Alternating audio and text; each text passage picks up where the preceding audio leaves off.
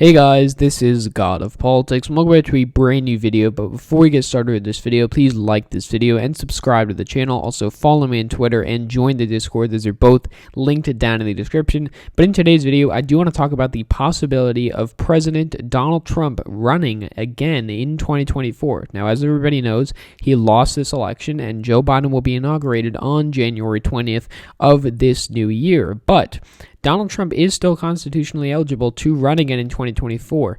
The only president to have ever served non-consecutive terms is Grover Cleveland after winning the 1884 election, losing the 1888 election, and then winning again in 1894. One interesting fact about that is he actually won the popular vote all three times despite losing in 1888, but that's quite ironic given the fact that Trump has lost the popular vote twice, and if he ran for a third time, he would probably lose it as well. But that is beside the point. But there is a major Republican Party meeting next week, according to this article in Fox News, talking about how there is going to be a meeting, their annual winter meeting by the RNC, which is going to be held in person on Amelia Island from January 6th to January 8th. So we have Ronna McDaniel, the current chair of the Republican Party, who has just been reelected, and there are 168 committee members and other prominent GOP officials.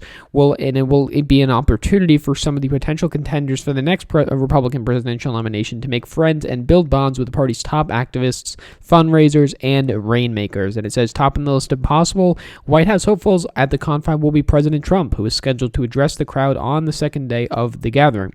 It says Trump, who continues to fight the 2020 election results and refuses to concede to President-elect Joe Biden, publicly hinted at the beginning of December that another presidential campaign may be in the cards. He said, quote, "It's been an amazing 4 years. We are trying to do another 4 years. Otherwise, I'll see you in 4 years.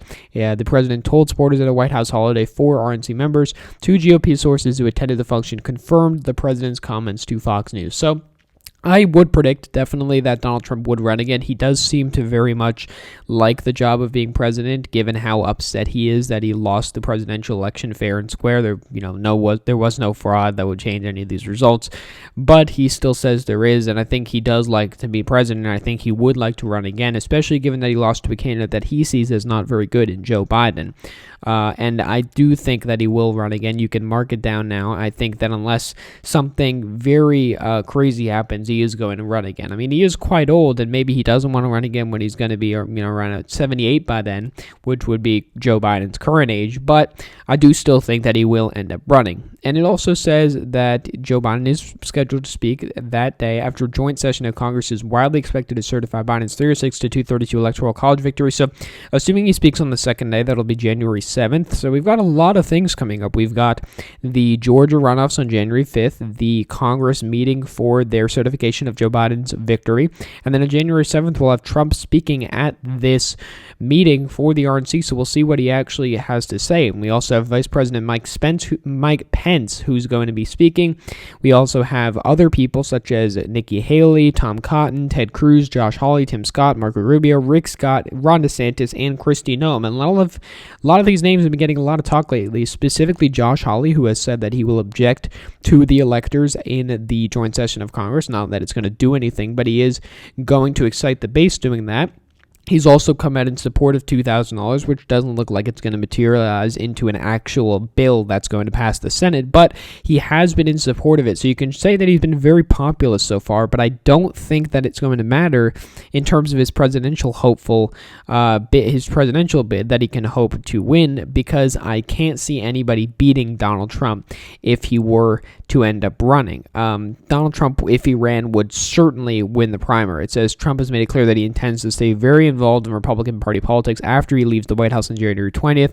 He set up a leadership pact immediately after the November election, and much of the fundraising the past 2 months for his legal moves to contest the election results are being steered to the new organization. So a lot of the money he's made are actually going to this new pact that he has made. He also has endorsed Ronna McDaniel for another term leading the RNC. So he has he's trying to keep his connections in the Republican Party. It also does show that he does have good approval ratings with the Republican Party. In the Fox News and National poll, it was at 86%. In the NPR PBS Mars survey, it was at 90%. So he is popular in the Republican Party, won a very high percentage of that vote. people who wanted Trump to run again, remember, most polls do actually overcount Democrats, so keep that in mind.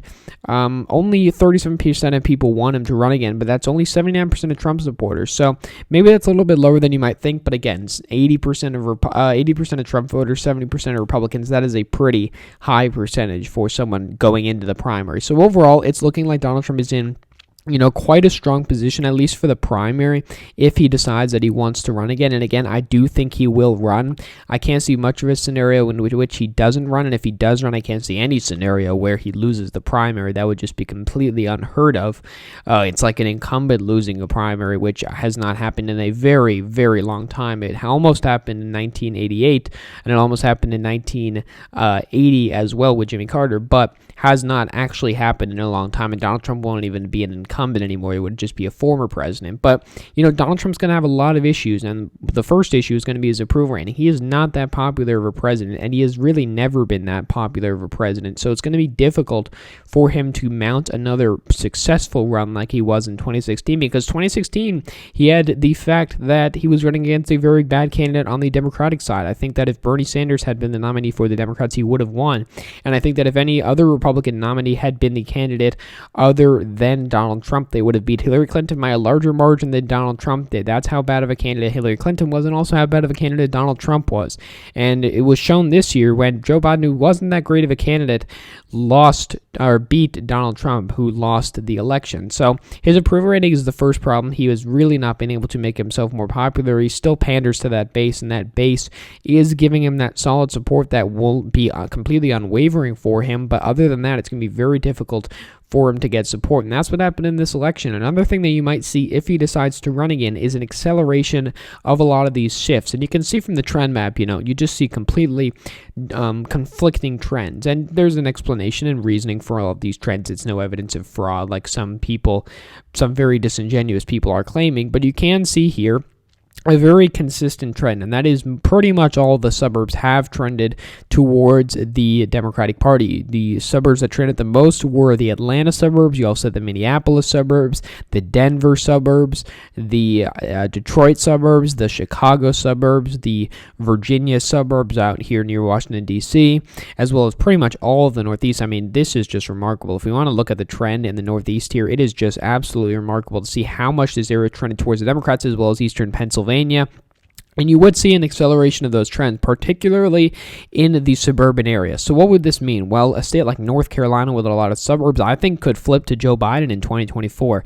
A state like Wisconsin, which has rural areas that Donald Trump can gain in, but also has suburban areas that trended quite heavily towards Joe Biden this election, could stay in the Democratic column. A state like Texas even, I don't think that Joe Biden would be able to win Texas in 2024, but if you can improve in these majority Hispanic areas along the Rio Grande Valley, as well as doing even better in the suburbs with a possible 2020 run from Donald Trump, that gives him a pretty strong victory, and a very big victory. And, it is rare for incumbent presidents to lose. You look at the last three incumbents that have lost Donald Trump, we obviously know why. He had a bad economy, he had mismanaged COVID, and he had Joe Biden, who wasn't the best candidate, but could win in the places he needed to, and he was able to win that election. You go back to George Bush, he had a lot of issues going for him. He had the no new taxes thing. He said he wouldn't raise taxes, but he ended up doing it anyway. The economy wasn't that good. You had unrest. You also had Ross Perot kind of eating into his vote, and that hurt him. You had Jimmy Carter, who had the Iran hostage crisis, who had not so great of an economy. You had Reagan, who was a very good candidate, and those are the last three incumbents that have lost in the U.S. history for the presidential race. But, look ahead to 2024, and what are the circumstances going to be? It's going to be a situation where the economy is most likely going to be growing because of the fact that it is not doing well right now and has been recovering so far. The economy is going to be growing. COVID's going to be gone. Those are two big things coming out of a national crisis and emerging into an economy that is much better, probably going to be at the level we were before COVID by 2024. That is very good for Joe Biden. And I think if Donald Trump decides to run again, that gives more incentive for Joe Biden to run again. And he may be quite old by that time, and he may be showing his old age. But, Donald Trump probably will be as well. So I think it's going to be quite an interesting race if Donald Trump were to run again. I think if you were the Democrats, you would actually want Trump to run again because of the fact that he's not a very good candidate, and I think that he would lose. I think he would lose North Carolina and probably lose all of the states that he lost in 2020 2020 as well. I think that it would be very difficult for him to win again, especially, beating an incoming president is quite hard. Joe Biden had to have everything go his way, and it was only a narrow victory, but I think that he would expand on his margin in 2024 and beat Donald Trump. But it's certainly a possibility that Donald Trump runs again. I think it is possible. I think he will be the nominee, and I do think that he will lose to Joe Biden yet again. So thank you all for watching this video. Please like this video and subscribe to the channel. Also follow me on Twitter and join the Discord. Those are both linked down in the description. But again, guys, thank you all for watching this video, and I will see you guys later.